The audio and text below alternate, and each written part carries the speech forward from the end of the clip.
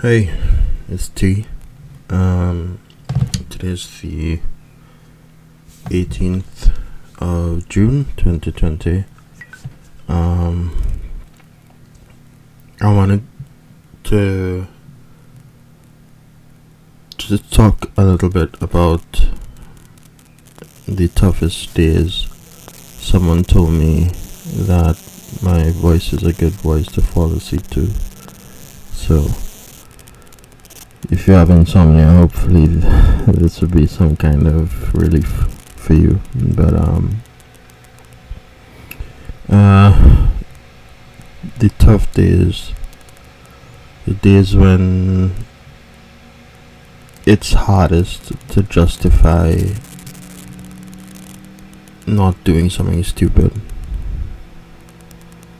The days when it's hardest to see that you're inside a cloud. Days when it's hardest to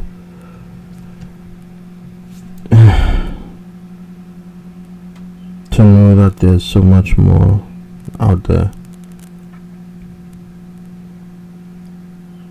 I was in a car today and we pulled up by this traffic light, and it's a route I take often. It's, my route home, and I was sitting in the car and I was just looking at this traffic light, and I was thinking, how many times have I passed this light? How many times have I seen this light? And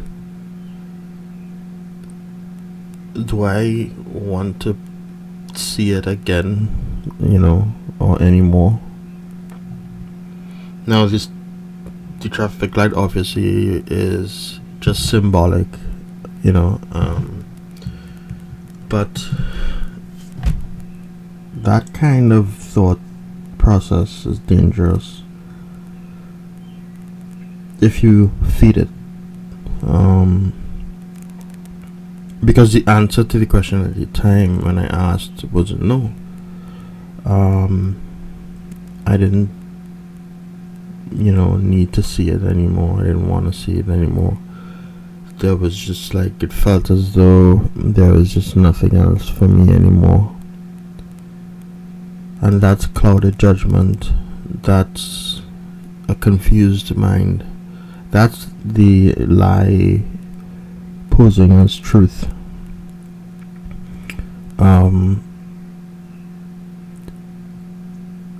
What I got to realize at that particular point was, because I asked myself how people who are not ill, because I was gonna use the word normal people, but we're normal people too. We just have an illness, so I'll refer to them as people who are well. So people who are well, I'm certain, ask themselves that same question when they look at things that they see every day, they pass every day on their commute to and from work or school or whatever they do. The same house that they go to every day, the same car that they get into, the same rooms that they use at home. Just the monotony of it, but it's not the monotony that appeals to their senses, because they're busy living life mentally, and the monotony of these things don't play a big role in their day-to-day progress mentally. For us, it's a different deal. For us, it's I was gonna say it's a harder deal, but I'll just leave it at it's different. And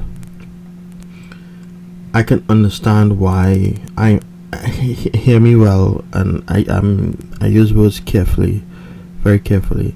I can understand why people say that they don't want to be in this world anymore, and that there's nothing more left for them. And there's a television series on YouTube, a British series about ambulances and ambulance crews and cameras that follow them around to different emergencies. And one of the episodes yesterday was there was so many calls about people who tried to take their own lives, and some who unfortunately succeeded and others who fortunately didn't. One guy had been in the hospital for I think in that week he had been in the hospital 4 times for overdosing on different things like antibiotics and like ridiculous medications to overdose on, painkillers and antibiotics and stuff like that. He clearly is shouting out for help, but this one ambulance worker, EMT, paramedic, whatever you want to call it, she sat down with him in the back of the ambulance on the way to the hospital, and she asked him, why did you do that? Was it because you wanted to end your life, or is it, why did you take the overdose? And he said, yeah, he wanted to end his life. And she asked him why he wanted to do that, and he said because he didn't want to be here anymore. And she dug a little deeper and got to find out, that his he has 3 daughters, and he's married, and he ended up hitting his wife, and his wife and daughters left him, and he lives alone. And he's not young, he's middle-aged, and he's not 100% well. He has asthma and that type of thing, and so he's been trying to take care of himself alone, and he just decided eventually that it just wasn't worth it, carrying on the fight. And so he specifically said that his one of his reasons was because his family abandoned him. So anyway, gets to the hospital, gets treated and discharged and everything. So at the end of the show, they tell you the follow-up on what happened to these people. And they said that he, after this episode, he had gotten in touch with his family, and he's back in touch with them now, and he no longer has any intention of trying to do that again, thankfully. So I'm sitting at this traffic light, and I'm saying to myself, I get it. It's not that I didn't see before, but putting it into a different type of context, where what makes someone reach that point, where does the desire to live end, and where does the desire to harm yourself begin? Are they intertwined? Do they follow one after the other? Is one the cause of the other? Is one the influence of the other? I don't know. There's just so many reasons and so many ways that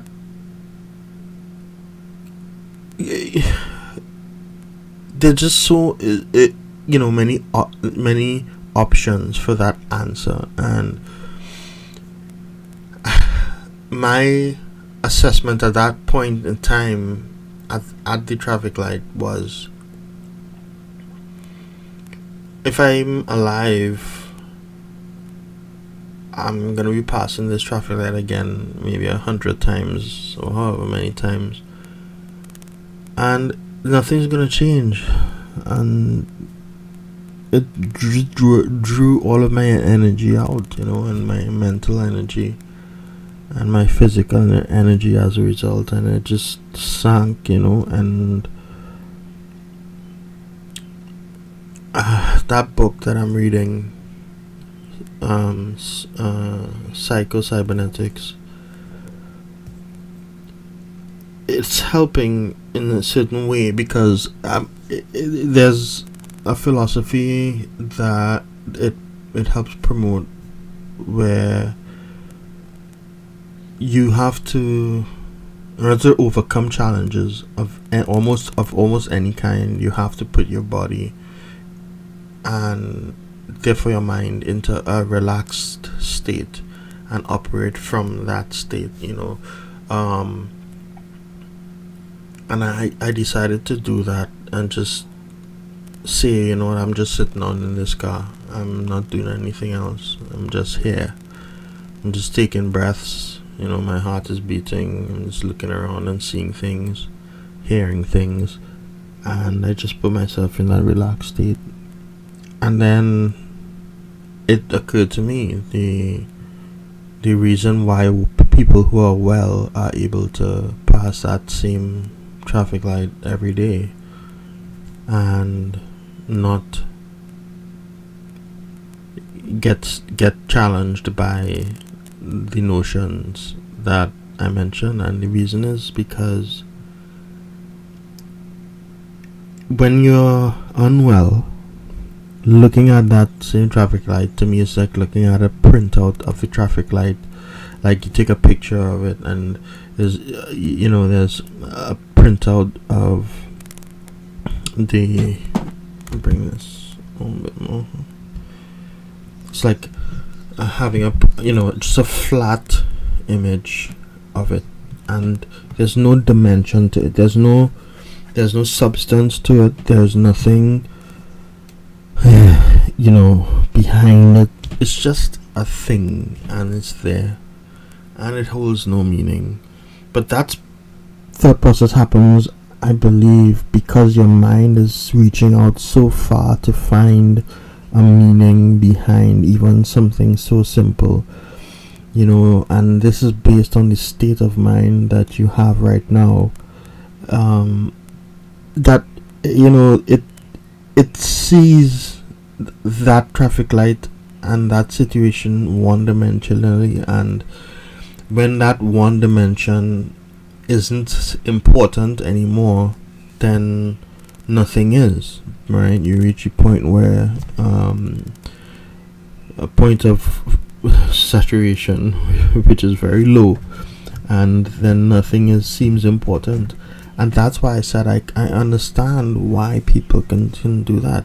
You ask any amount of people who've attempted to take their own lives and ask them why, and you're gonna get that many different reasons, and some people say it's to end suffering, some people say it's to end monotony and boredom, some people say it's because they have this desire to do it, a calling to do it, a pull that's like an itch, like an urge to do it, some people can't explain why, and I have been trying so hard to understand which one it is, at least for me, and for the most part I've been able to, because I've had the experience of of different reasons at different times that made it enter my head, the thoughts to enter my head. So for most people I'm certain that it's more than one reason at different times, and I'm pretty sure that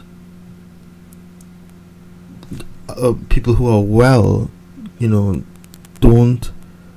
even fathom that there is this whole dimension of thought that they can't tap into, because they don't even know that it exists. Unfortunately we do, because that's where the illness puts us, as a plane from which we operate, and the answer that came to me was that a well person would look at that traffic light but would see beyond it, would see life that they're living, just the joy of existence, being able to sit down in a car and just inhale and breathe in fresh air, and have plans in life and have a default position of, not ecstasy but joy. My doctor often says that, or often warns me that what we're aiming to get to is not a point where I'm, like this. Oh my gosh, I'm like super happy every day, and I know that. I don't expect to be, and before my illness started, it wasn't like that. But there was a sense of joy, even just to wake up in the mornings. And, there was just this. You didn't know how your day was going to go sometimes, or even if there was bad, there were bad things that were happening at that point in your life. You're leaving this life and this world was just never a thought or process to factor into. That you would want that you would even think about.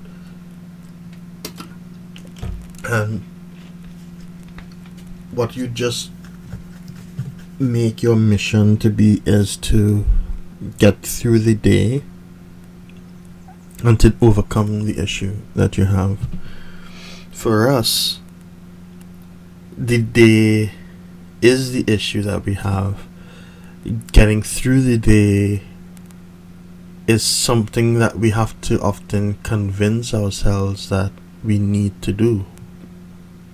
And we do it on the premise that we're not fighting for how we feel now, we're fighting for how we know we'll feel when we do get better. And if you have or you don't have the belief in the crux of your brain that you are fixable and that you can and will get better, you need to adjust that like really quick, fast, and in a hurry, because that's what you're gonna hold on to. That's gonna be your foundation, and you're gonna want to stand on that in order to propel yourself forward. You have to believe that it's not an untreatable situation. My doctor has told me of his patients who've had treatment-resistant depression, like mine, who, gave up themselves on the possibility of being fixed. let's just say that, fixed and being well, and that right now those guys have just been cleared to go back to work. Those guys are back with their families, and things are working well for them. Their treatments do work, and there's a treatment out there for me, and there's a treatment out there for you, and we have to find it, but we have to do everything that we can, even the things that you may not think make sense sometimes, to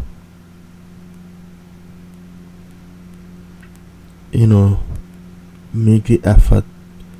My effort is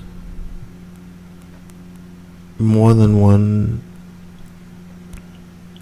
pronged. I pray. I read the Bible. I read scriptures. I reach out to other Christians and get their opinions on certain things. I reach out to my doctor. 4 years ago when it came back, I had to make a choice, and I said, look, let me go back to my doctor and see what. And it's a good thing too, because my diagnosis did change, and the medications that I had been on for the last 15-16 years wasn't doing anything to help me, and I weaned myself off of it, which is something you should never do. And not because I believed it was working, but because I believed that I didn't need it anymore. And then I had one day of pure bliss. One day, one afternoon of pure bliss. That same afternoon, I went and I bought a new mobile phone, and my wife got angry with me.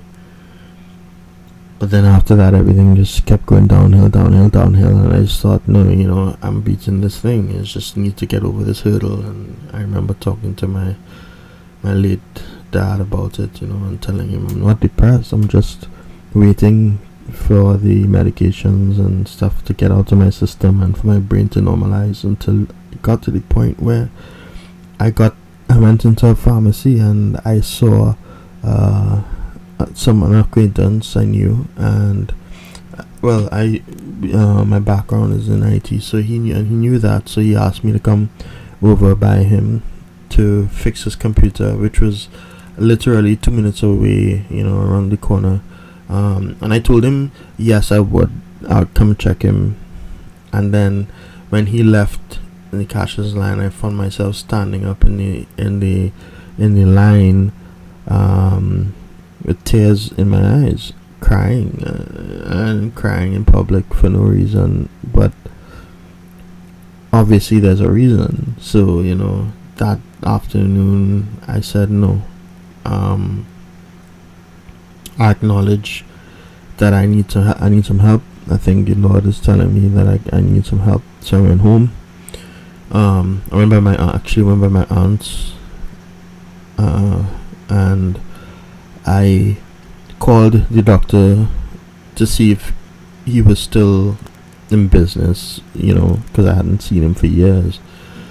And secretary said, yeah, we have an appointment, if you can make it in the next 15 minutes. And I said, I'll be there in 5, and that was it. I went back to see him, started new treatments, and got my new diagnosis, and that's how things went from there. So we've been fine-tuning, and we're at a stage now where little changes make big effects on me, and we have to find the solution. One solution, 2 solutions, 3 solutions we're looking at. TMS, which is transcranial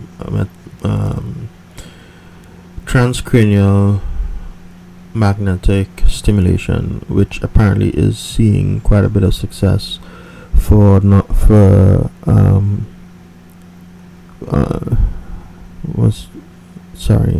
brain treatment resistant patients, and it seems to be working well.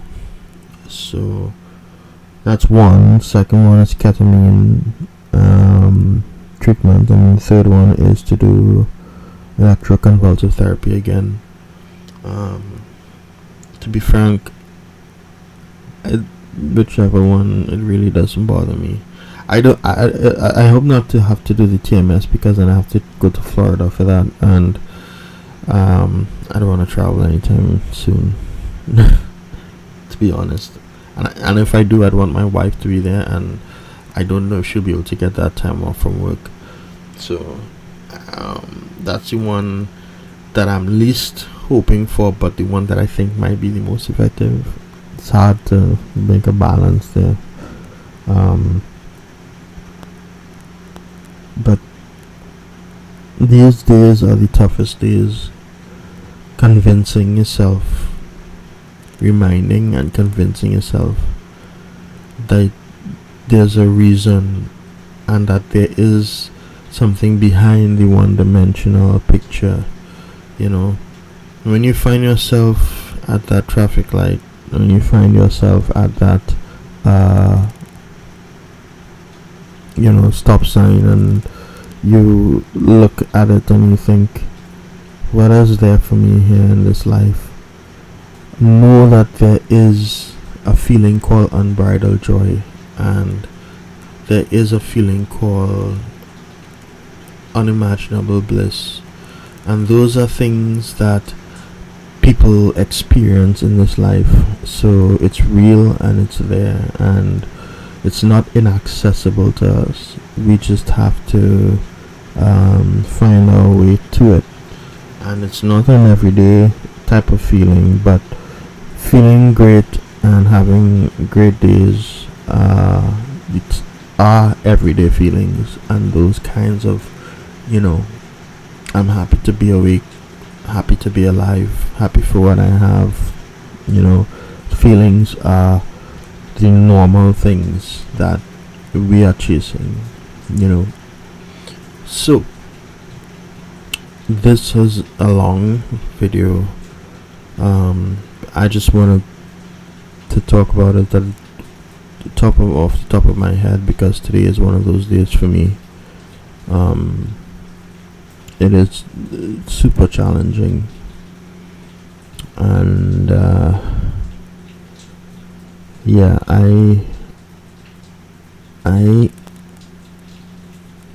am having brain zaps so badly that I passed out a little earlier for a short period. If you ever changed medications, especially coming off of them, you'd know what brain zaps are. If not, I'd Google it. And if you've never experienced it, I pray you never experience it, because to my understanding, there's no remedy for it at all. You just have to ride it out.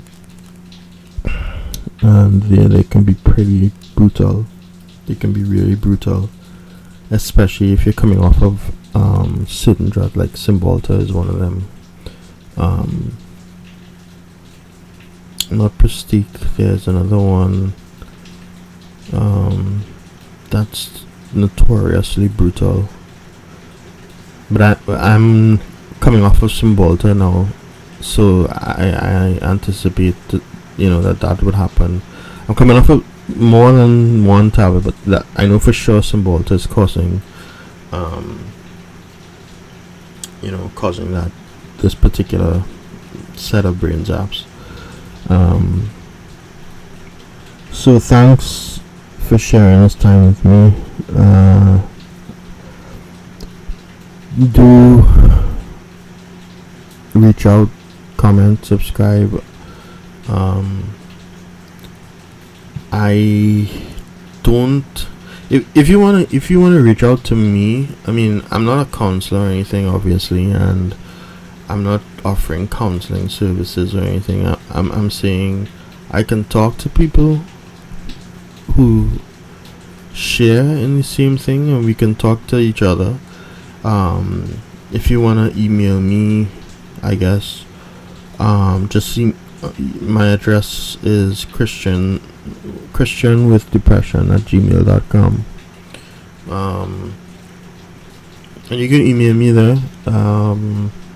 You can comment in the video, and I'm not too savvy with social media, and especially YouTube and stuff, so I don't know about doing direct messaging and that kind of thing. But shoot me an email if you want to get in touch, and keep the fight up. Fight for not how you're feeling now, but how you're gonna feel when you do get better, and put that on your pedestal and chase it.